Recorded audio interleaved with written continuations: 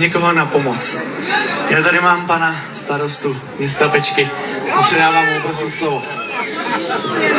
Ahoj všichni, bavíte se?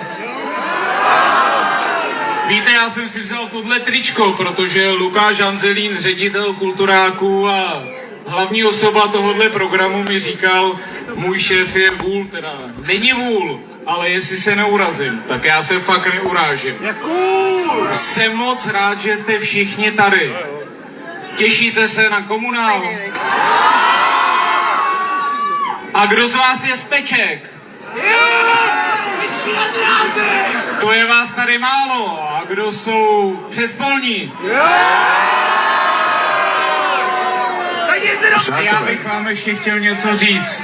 Tady Luboš, frontman kapely. Luboši, pojď k nám. Já jsem. Už ho tady máte. Já jsem jenom chtěl říct, až budeme zpívat tuhle písničku, to máš na tričku, prosím vás, protože tady jsou opravdu vedení tak skvělí, že jsme se tady cítili jako doma, nebo cítíme se tady jako doma. Zpívejte, můj šéf je cool. Ano.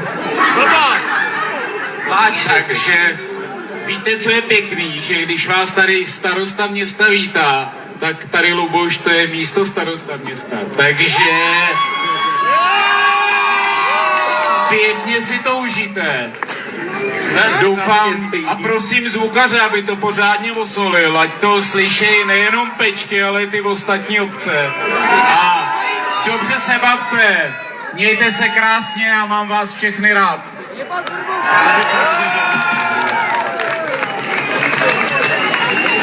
Je mi ctí podržet ti ruku.